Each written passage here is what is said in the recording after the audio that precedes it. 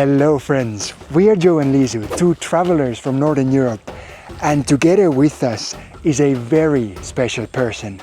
His name is William and he's born and raised Maasai. By the way, Maasai and a cow is one thing. It's like a woman and a husband. They're a group of people from Eastern Africa who are most commonly known as the lost lion hunters. Yeah, lion is coming. I dropped the spear and I run. No, we kill you. And in this video, I will take you to the village where I grew up. Moreover, we're gonna visit William's family to learn more about the Maasai culture, and also we will try to find answers to some of life's biggest questions. William, what makes you happy? Why do you have only one wife then? Me? Yeah. Have you ever killed a lion? Completely, you cannot be a Maasai Moran if you haven't killed a lion. And our journey is gonna start with 5-6 kilometer hike to the actual village. So we leave our bush camp behind. Hola Sere! You're a Maasai, Muzungu Masai! Be careful. And so, one step after another, we started making our way through the African savanna, filled with all sorts of thorny bushes. Everywhere on the road you have those acacia trees. They have such big thorns. You have to be careful like where the branches are hanging. Yet not even 15 minutes into the journey, we ran into our first big surprise. I really did not expect a small hike to the village. We're seeing gazelles, zebras and the wildebeest from like all sides. The sight of animals was truly mesmerizing. And the reason why wildebeest and zebra usually graze together is that they complete each other. You see, zebras have good eyesight, while the wildebeest have better hearing. So as long as they stay together, they are both safe. So they're like a very good symbiosis together. Yet enough about the animal knowledge, because as the road got closer to the village, we started seeing more and more signs of the people that lived here. By the way, Maasai and a cow is one thing. Maasai prefer to accompanied cows more than accompanied people. Yeah. Because they do love cows, it is their precious. All around us, we could see how Maasai store their wealth. And it's the third Maasai bank. Yeah. Third herd of cows. I can sell two of this one, I buy the camera. To send children to school, you go to Maasai bank, you choose one sheep that's big, and this will pay a year of school fees. Super. For ages, herding cows has been the main pillar of local life. In the past, there were three things that they pretty much ate: cow's milk, cow's blood, and meat. They even believe that there's a divine connection between them and the animals. Maasai, they're Christian, but when God sent them on the ground, then they had a tail of the cow. They're holding cow's tail. Yes. That's what they believe. Yes. And that's what we are seeing in the entire world. If you have cows and you're not a Maasai, we are coming for you. So watch out, farmers. All the cows belong together with the Maasai. We are coming for you. And as you can probably guess, their love for the cows was also the reason why the centuries-long conflict started between the Maasai and the lions. You never go to a battle fighting with the lions if you are a cow. So you have to wait until lion is right here. Of course. So you cannot make a mistake in this. Lions have always been a huge threat to the cows. And so from an early age, young boys need to learn how to use a spear to protect their herd. It's our gun to protect our bank and our precious cows and goats and our ladies also. They really are some of the bravest people we have met. What happens if you throw and you miss lion? You never run away from the lion because it will kill you. Then, yeah. So you just face each other even if you have nothing. And even their rite of passage, a task that every boy needs to complete before he is considered a man, is perhaps the craziest thing we have ever heard. Before you marry, you have to join the Moranship. You just eat meat, take milk, and then you kill a lion. You must kill a lion as a Maasai Moran. You must, so that you can marry. Yet suddenly, Before we could ask more about this tradition, we had made it. About 1 hour later, and we are finally in Majimoto. We have grown up here. Actually, for the whole of my life. And as the first thing, William wanted to show us the place that gives the name to the whole village. So, in Maasai language, Majimoto, it means hot waters. And it's a very unique place to them because there's no big mountains or no volcanoes around, but there are natural hot springs. So for hundreds and hundreds of years, it's been a mystery and like a special place to the community that lives around here. As we entered the springs, it was hard to believe our eyes. There's just so much water here. It's just all wet and moist. Yeah, we haven't seen such a green place in Kenya before. It's so luscious. And right there, under the shadow of many trees, we saw clear water pushing out of the ground. Holy!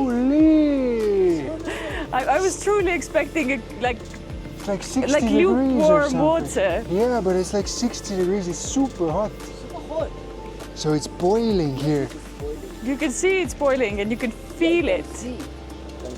Yeah, the bubbles are coming. For the local community, the hot springs have served many purposes throughout the ages. So initially, when we are young boys, we usually put clothes here, maybe to kill for the fleas and some flies, you know, all those kind of and everything, bed bugs. The mama was telling us before was that people would bring eggs here. Exactly. This water always indicates us as signs that rain is almost. Because when it becomes hot and a lot of more smoke coming out, we'll identify that the rain is going to rain. Yeah. Yet the hotness of the water is only a small part of how this community benefits from the spring. Somebody taking shower. Aha, yeah, somebody's taking shower there, but I'm not gonna film it. This one down here is the point where they actually take the water when it's colder, when it's clean. Supalen! Eh? Say hello to Supalen. Supalen! Supalen. In front of us was a water hole where around 5 people were filling their yellow tanks with drinking water. That's how they do. And then from here, they take the big canisters and they put them on a donkey. On the donkey, yeah, of course. And bring home. And take home. Aha. That's why they are fetching here. And finally, even further from the spring, we learned about the last way how this water source has allowed a group of cattle herders to settle down into this place. This is a hot water going. It is hot up to where you can see the cattle. Yeah. But when you go the other side, it is now cold. Yeah. For cows to take, for irrigation purposes, and all those other things. Yes, over here their cows could drink, even when there was no rain. Yet just behind the dam was the village itself. How many people live here? We have like, in center we have like 1,000 people live. Oh wow. Yeah, but above 2,000 are working and go home. And trust me, it looked nothing like the so-called cultural villages that are often shown to Western tourists who come to Kenya for safaris. Does Masai like energy drink? Yeah. A lot. They drink a lot. I saw a few bottles and... Yeah, they like that one. Yeah. The village was connected by gravel roads. It had many small shops, an empty marketplace, and even a church. Like this one, this was a donation. It was built by another German. So he was working as a pastor, walking around the country building churches. Most houses around were either made of sheet metal or stone. As you can see, everything can be used as a building material. I think it's the first hotel I've seen that is also a butcher. And quite opposite to the places that are usually shown to tourists, here 95% of the people wear regular clothes. One thing you'll notice is that they have the suka, which is like the long scarf, and this is still in Maasai colors. Yes, we clearly didn't look like we belonged here, but still, most of the locals greeted us kindly. Supalen! Supa! And welcomed our little party into their village. We effortlessly made friends with a couple of kids who found the tone of her skin especially funny. Well, and at least one of the residents was truly having trouble hiding her excitement. Hey buddy! Hello! Such a good friend! Look at that dust maker. But if I'm being completely honest, then seeing the village was actually not our main purpose here. So our plan is to go to store with the mama, and we're hoping to grab things that his family needs.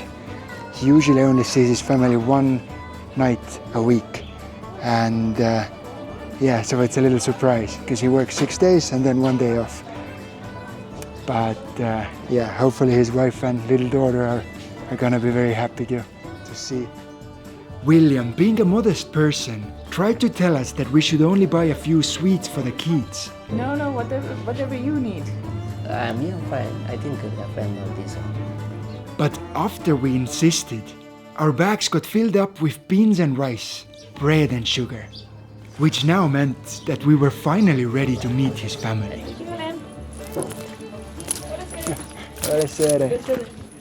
Our route took us away from the village center. Joe, Yes, are you okay? I'm very good, thank you.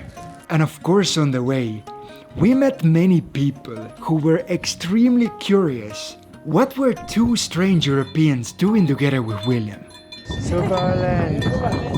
Oh, Hey mama, Yes? can you translate? He's asking something.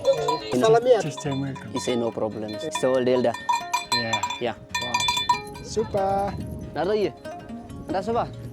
However, after about 20 minutes of walking, This is your home now. This is our area, and Where's the home?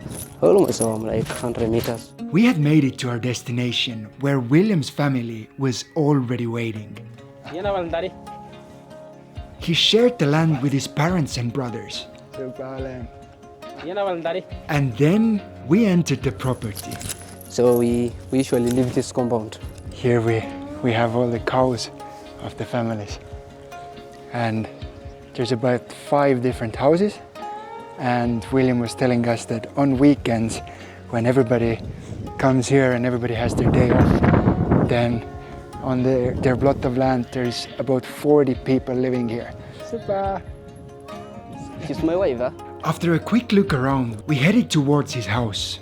And for the smaller residents, it was the first time seeing a white person. He feared to see you. Yeah. Oh. Two scary white people just showed up at home. So Liz, welcome to the house. You can take the seat you feel like. Inside, William's wife, daughter, and few nieces and nephews were already waiting. And she's my mom. Because She's your mother. My- She looks 25. she's not 25. This one is very old. Can you tell her she looks very young, very beautiful? You get it right. And as we sat down, a hot cup of Maasai tea was poured out. Mama, thank you so much for asking us to You're welcome. come with you. And it's such a special feeling to be here trying the Maasai tea. Nice and heavy milk tea. It's very flavorful. Yeah. After a few sips of tea, we started handing out the gifts. Would you like this? She's my daughter, Liz.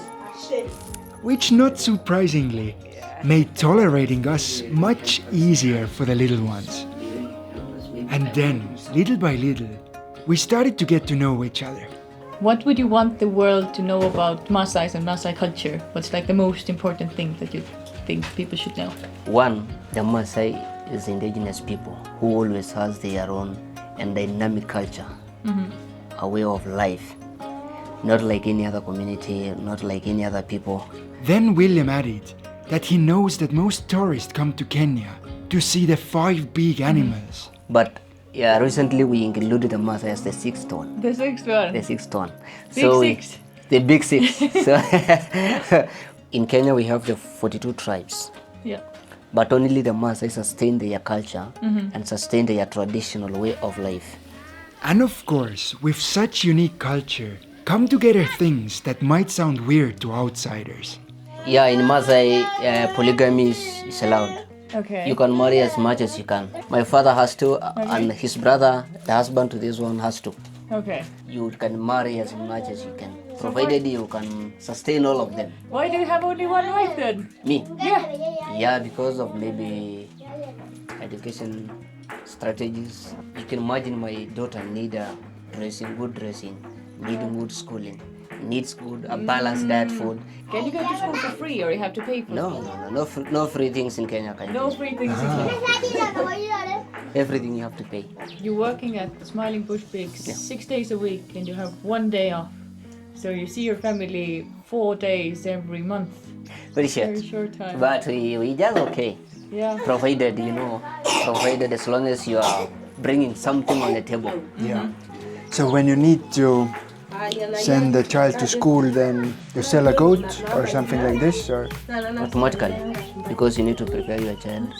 You need to buy new things. You have to have like 10 to 15,000. So you really want to take really good care of your. So you need we must change life. We must change the story where we came from. hearing William talk so fondly about education made us realize that there was so much more to Maasai culture than just spears and lion hunting. You have to go to school, one to be learned, and one to have worldwide education and worldwide knowledge. If you haven't gone to school, chances of surviving is very hard and very minimal. You cannot survive. And to understand his mind better, we kept on shooting the questions. How many languages do you speak? No, just two. Just two. Three, I mean. Three. Yeah. Yeah. Did you say just three? Just That's three. that's very Three. that's very Three, many. and- What did you study in the university? I am doing journalism. Journalism. Yeah. To you as a Maasai, what's the most important thing in life? The most important thing in life with the Masai first of all are the people who love peace. So they recognize peace and respect above any other thing on earth. Could you ask your mom the same question? Like what she thinks is the most important thing in life? You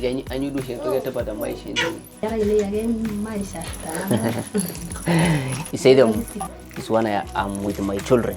Yeah, right. Yeah, it's when I'm with together of them. If I don't see one of them, I feel so a big curve has been created in between. Yeah. I'm almost certain that any grandma all around the world would answer this question the same way. What's something in the world that really brings you joy? One thing make me much happy is when I achieve the destiny or the goal that I set on.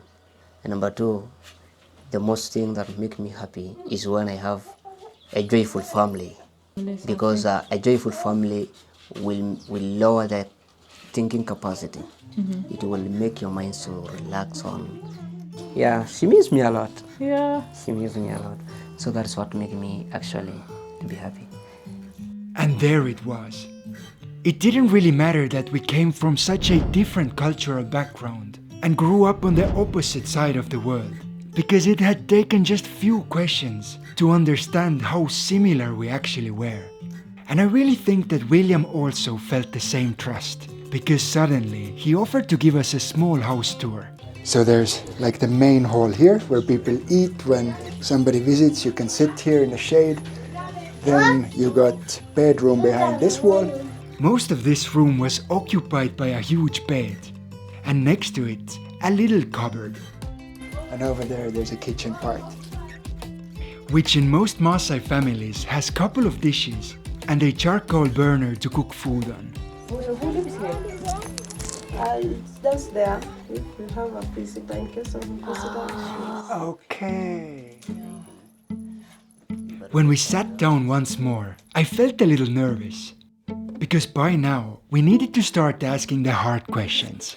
I was wondering, what has been the biggest culture shock working with Muzungus? What's like the weirdest things that white people do when they come to the camp?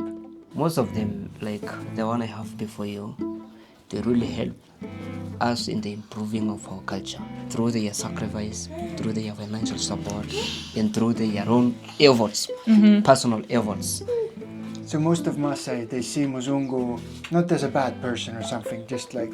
When the Maasai see the white people who are Sungu, they see people who will help them, and that's why they welcome them in a very humble, in a very museum, and very with a lot of love. Hearing him saying this was truly heartwarming. And with every passing minute, we felt more and more comfortable around each other. Soon, we were even telling each other about their biggest dreams. My biggest dream was to become super journalist. Super The journalist. journalist. And the dream start generated when I was in class 6. And I said, how will I help every person, even outside Kenya? I want somewhere where somebody can get my voice. So I found myself, I wanted to become a journalist. And So- you're on your road. And I will be a Yeah. greater journalist. Yeah. So that's my biggest dream. It's so amazing to hear that what makes you happy and what is your dream is about helping others. Yes, of course. And finally, after many cups of tea and about 2 hours next to the table, I felt ready to ask my last question. I maybe have a hard question now. Yeah, you can ask. We know that in history, Maasai were the lion hunters. So, Timama, have you ever killed a lion? Completely, you cannot be a Maasai Moran if you haven't killed a lion. That is the first aspect. Nobody will recognize you in the community. You are a Moran, or you gain Moranship So even if now. you haven't killed a lion. Even now. No, now the system of education changed the story of Moranship. The KWS, Kenya Wildlife Services, has changed the system. But Moranship currently is about education. This answer couldn't have made me happier. It's crazy how much has changed in Maasai culture over the last 20 years. So everybody has to go to school. Okay. That is a kind of Moranship now we have to go. You fight yourself. You know, killing a lion is like you graduated. Yeah. You have a goal. It's like you're graduated. Yeah. They're a living proof of why we shouldn't judge a book by its cover. Yes, they might carry a spear and prefer cows to gold and silver. But underneath it all, they, just like everyone else, are trying to adjust and keep their culture alive in the rapidly changing world. I really love the fact how the culture has changed, that graduating and having education now is considered becoming a man. It's the same in the eyes of community. It's perfect. We left William's house with big smiles on our faces. Thank you, Ashulan. So, thank you.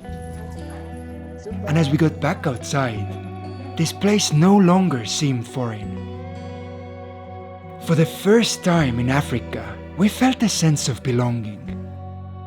Yes, we clearly still didn't look like the brave lion hunters, but now we knew that underneath all the layers, we were all just the same.